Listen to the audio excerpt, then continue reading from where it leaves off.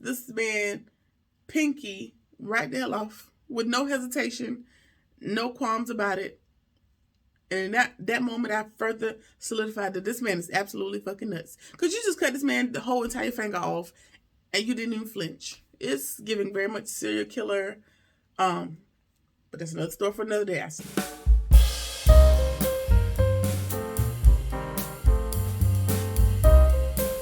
Hey y'all, hey, we are back for another review of Ruthless, Tyler Perry's Ruthless, season 3, episode 6, Punishment and Games. So let's just jump right into it.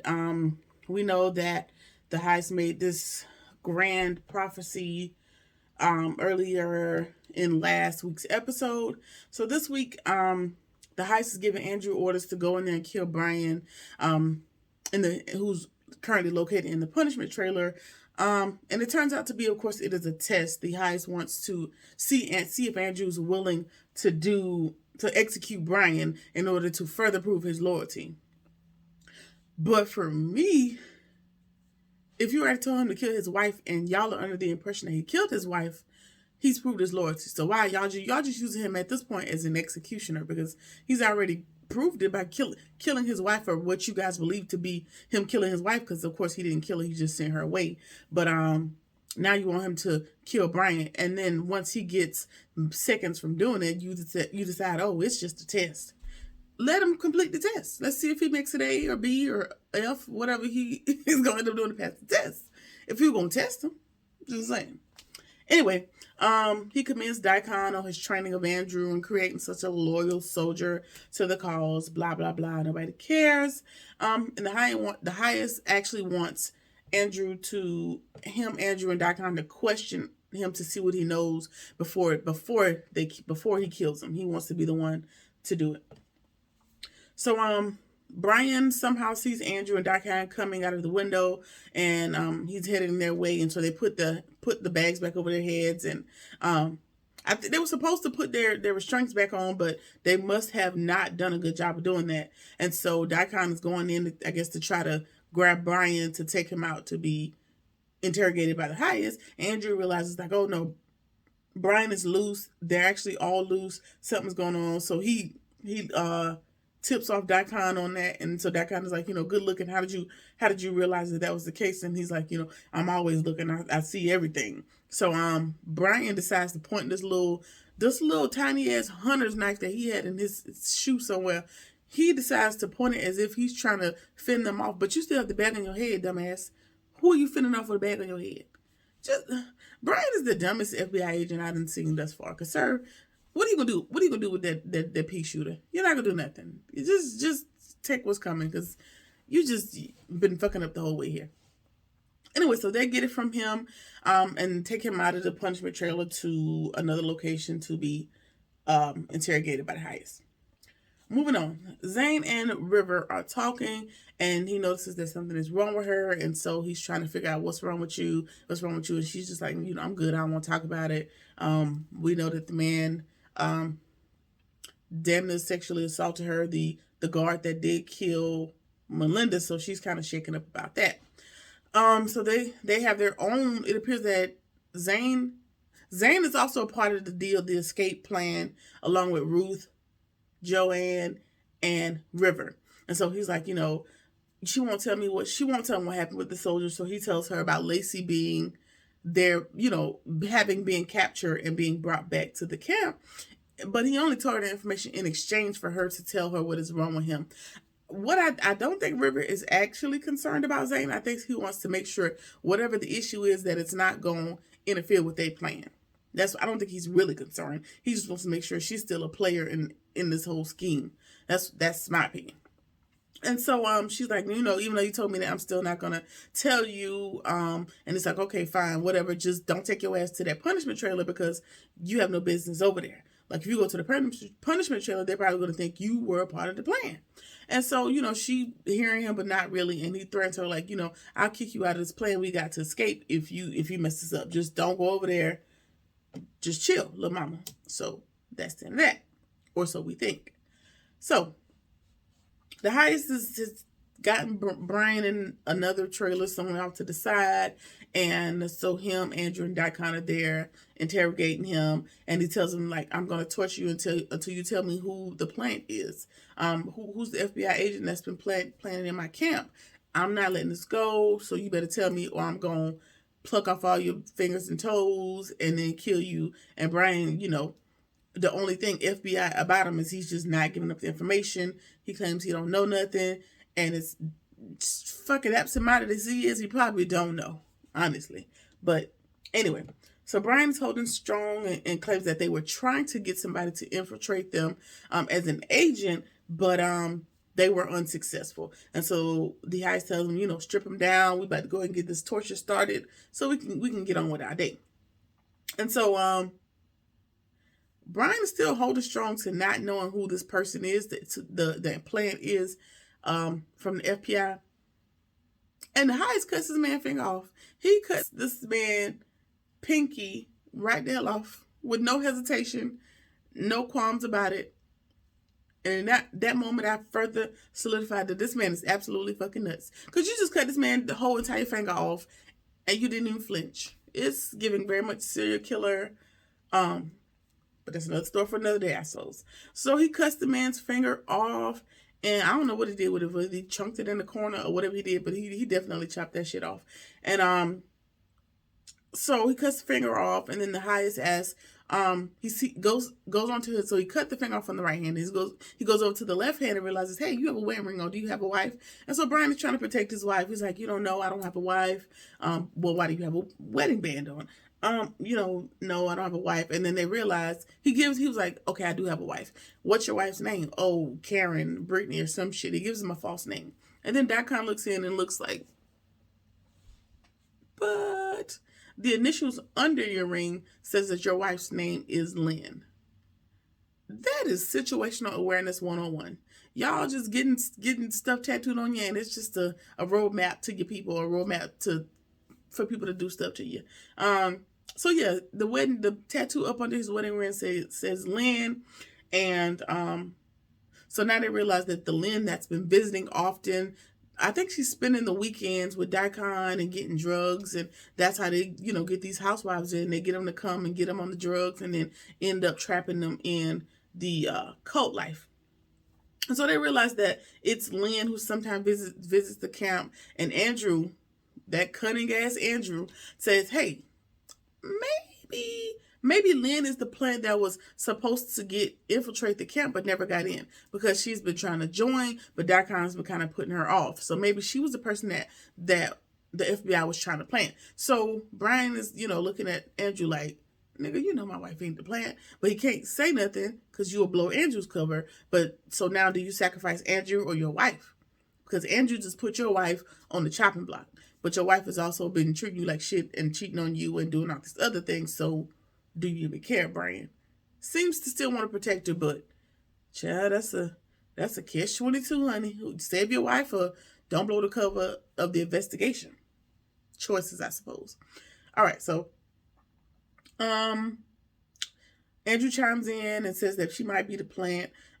So they leave him in there to go find Lynn to set up a plant to get her to come back. So I guess maybe they can torture her and figure out if she is the plant or what she knows or whatever their plan is. So that's what they're going to do.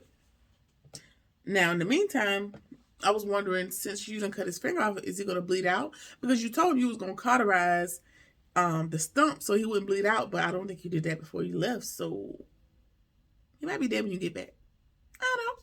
Anyway, Elder Mother is sitting on the porch talking to the heist about him taking a bride and how happy she is about it. As long as he's happy, blah blah blah blah blah. No, Elder Mother and Supreme Mother now, who used to be Elder Mother Marva. So Supreme Mother is talking to an Elder Mother, and the Elder Mother tells her, you should be proud. You've upgraded. You don't have to work as hard. Blah blah blah. And then she asks her, are you jealous because you spent a great deal of your life in this camp serving the highest? So are you jealous that now he's taking a wife? And she says she's not, but we all know she really is. She tells her that she's done a great job and she'll be rewarded by this imaginary title of Supreme Mother, and she should be happy. Of course, Supreme Mother Marva is never going to be satisfied until Ruth is no longer in the picture, or if the highest just, I don't know, makes her his lapdog chair. I don't know what she wants. So, Supreme Mother and Ruth are now talking, and she asks Ruth, not to tell the highest about the moonshine, because what she's coming to realize, I don't know if she's coming to realize it or she's just accepting it in order to execute another plan, which I'll get to later. But she asked Ruth, please don't tell the heist about me drinking moonshine and about, trying to bring that naked young boy to his trailer. Just all the shit I was doing and I had no business doing. And Ruth is like, no, other mother, I got you, girl. I ain't gonna tell him. It's between us girls. So it's gonna be all right. And so other mother's like, well, Supreme Mother now wants to know, why would you keep my secrets, even though, I've been hard on you and we haven't really gotten along? And Ruth, tells her, pays her some empty ass compliments about, oh, you taught me everything I know, and I wouldn't be here. I wouldn't be the highest's fiance if you hadn't taught me everything. And just pays her a bunch of compliments and tells her, we good. Just as long as you do what you need to do, I'm good. And so she walks off, and Ruth is like, yeah, okay, you crazy old lady. Pretty much. So Ruth is just telling her what she needs to hear in order to keep her at bay, because Elder Mother is Supreme Mother is a little frazzled as well. She always on the fucking edge of killing us all also. So Ruth and River are talking, and he wants to thank her for getting him out of that jam as far as being in the finance trailer. I appreciate you, girl. Thanks for looking out. Whatever. And he also tells her, like, you need to go talk to Zane. Something is wrong with her. Go ahead. And she's like, no, I'm waiting around for the highest because he's going to be needing my attention later. And River tells him, he's already asked for me. He's switching up his taste buds. You might have been there last night, but it's my turn tonight. Not that that's anything to be proud of, but that's what's happening. So now she's going to go track down Zane and keep her ass away from that punishment trailer so she don't blow the fucking plane, honestly. So here we are again, and Ruth has been tasked with fixing yet another issue that River has caused. Because had River not told Zane that Lacey and Oliver had been recaptured and brought back, that she wouldn't be taking her ass over there, further putting the goddamn plan in jeopardy. Again, always got to be bailing River out. And at this point, River, you are not a mastermind. You need to sit your ass down and listen to what Ruth said, because you keep fucking it up. So just sit down before you fuck up the plan. Okay? Thank you. All right. So Elder Mother is sitting there talking to the highest, claims she's so happy for him, yada, yada, yada, blase, blah. And she also goes on to tell him that I took the liberty of ordering some pregnancy tests, for the girls, just to make sure, they're not creeping out or creeping around or anything's going on in the camp. Now, you're back to scheming. Your ass Ruth done humbled you 76,000 times in this season alone, and you still scheming against Ruth, because it's more about Ruth than any of the other women in the camp. So now she's trying to scheme, which is a little more easier for her to do, because now she's just his right hand as far as just fixing him meals or whatever else he wants. He's kind of her handmaid, so of course she's gonna have his ear. She's right there. She's also one of the loyal servants, so could prove to be problematic for you, Ruth. I don't know. She ain't letting it go. She is not letting it go.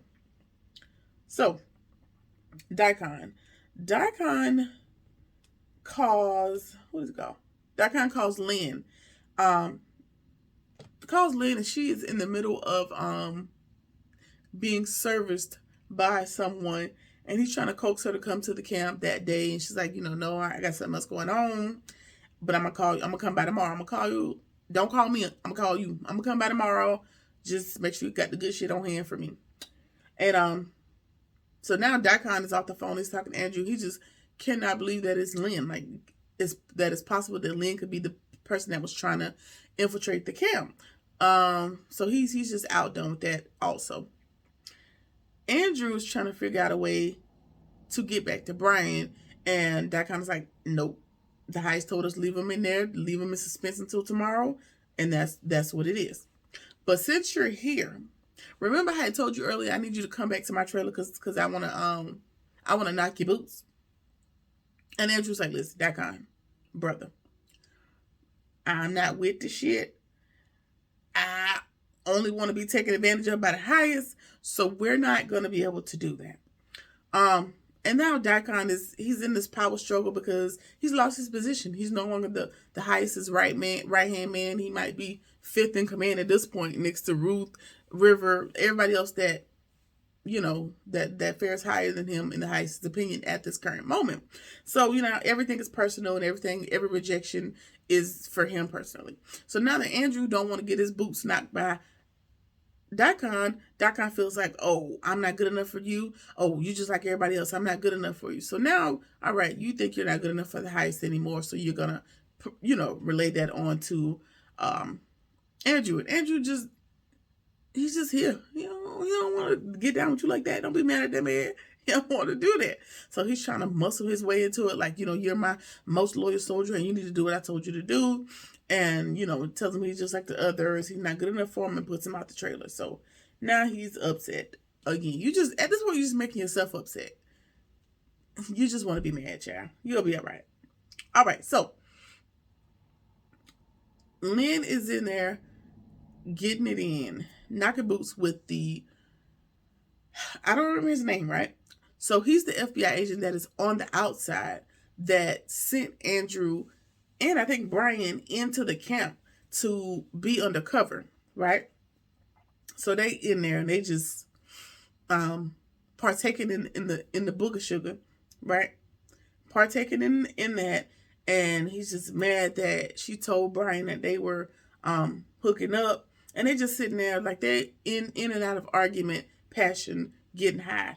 Arguments, passion, getting high. It's just a cycle. Like, it was only about 3 minutes of the episode, but it was a lot happening within that damn 3 minute span. It was a lot going on. But basically, they was getting high, and they had he asked her who she was on the phone with because he was talking to Daikon, and she was like, "No, we're not on that level. That's none of your business. What is it? What do you want?" So he already knows that she's talking to the Rakadouchis or whatever. And she tells him, I'm about to go on a hiatus. I'm going to go with them for the weekend, get high because they got the premium blow. And he was like, oh, I want premium blow. Take me with you. So now Lynn's about to take her dumb ass in there and probably get tortured and killed, and about to bring this other man in there that's probably going to be in contention with Andrew because I think he was screwing his wife too. Something to that effect. Either way, they got beef, and I don't know why you want to go there because you know what's going on the inside. You're just going to be petty, and you might end up, sliced in half at this point. So Ruth and Zane are talking, and Ruth tells her that she needs to not worry about Lacey and Oliver because at this point there's nothing that you can do to help them. Let me handle it, right? Because I am the heist's fiance, I got a little more leeway, a little more room to move. And she was like, oh yeah, you are his fiance. Ask him, can I leave? Just please, I gotta get out of here. I want to go. Let me leave. And she was like, listen, here go Ruth again, got her head on her shoulders, level head to tell her, listen, girl, I know you about to leave, but not today. It's not time. The timing ain't right because all these people just deserted us and the block's still kind of hot. I just called off the most recent fucking homicide that was about to happen. Just relax. It's not time. But when it's time to go, I'm gonna let you know. So Zane, just go somewhere and just chill. Just go make some green beans or whatever it is that you be doing in the kitchen and just relax. Cause you're about to fuck up the plan. Again, y'all got to trust Ruth. She ain't proved y'all wrong. She ain't led you straight thus far. So just relax. Let the bitch work. Let her do a thing. All right, so Ruth and the heist are talking, and he tells her that he does want to see River tonight. Send him in and sends her out. And he asks her, are you jealous that I spent time with him, or how do you feel about it? And she don't a bit more give a damn than nothing else. As long as it ain't her, she don't care. And he also breaks the news and tells her like he had a prophecy or he had a grand idea that he ordered pregnancy tests for the women to take monthly, and we're going to start with her since she's supposed to be pregnant with the highest child. And we know, Ruth got a stone face, so she's not gonna let him see in that moment like shit finna get tense because I was supposed to be pregnant, big pregnant by now, and I ain't a bit more pregnant than nothing.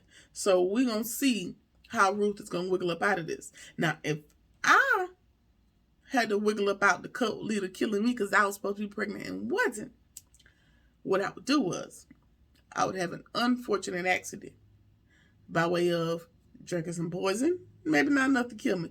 Elder Mother Marva, she know how to mix up the herbs and stuff, so maybe she can give you enough to abort the mission without aborting your life. Or you might have to take a tumble. Charlotte may have to take a tumble, honey, because this is not supposed to be funny.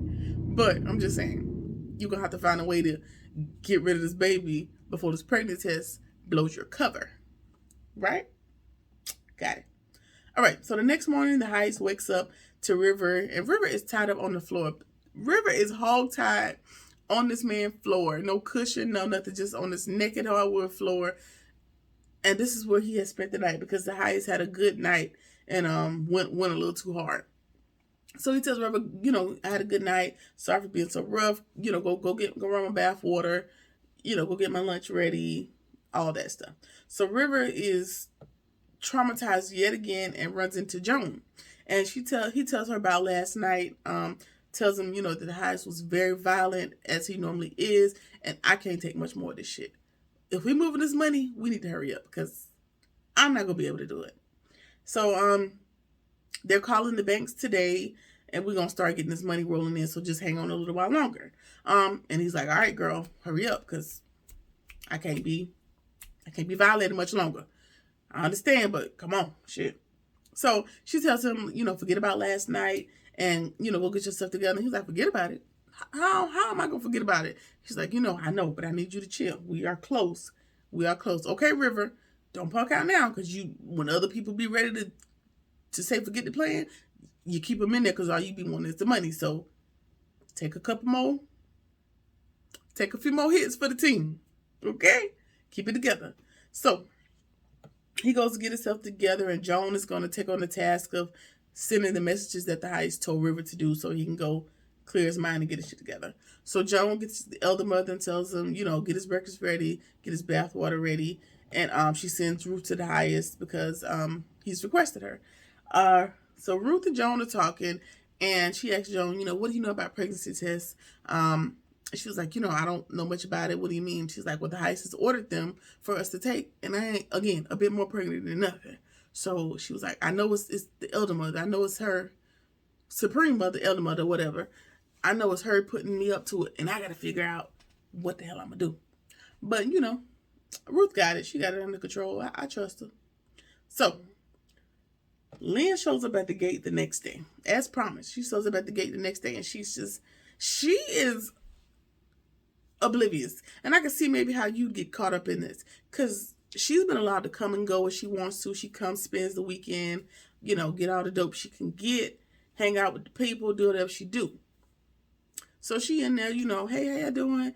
I'm here. And then the other guy also walks up. I can't remember his name. I'll figure it out by next week. But the other FBI agent that sent Andrew into the camp sees Andrew. And now they just having a staring contest because Andrew's looking like, what the fuck are you doing in here? And so that is where the episode ends. So that could prove to be interesting for Andrew, considering he's been supposed to make contact with his people outside to let them know what's going on. He is too tied up and invested in this way of life that I don't think he's doing what he's supposed to do. So it should be interesting to see what happens. So that was season 3, episode 6 of Tyler Perry's Ruthless. Things are definitely starting to heat up. I'm interested in seeing how Ruth gonna get out of this whole pregnancy test situation. And that's about it. So like, comment, share, subscribe, whatever it is that you feel like doing. And I'll see you in the next one. Peace.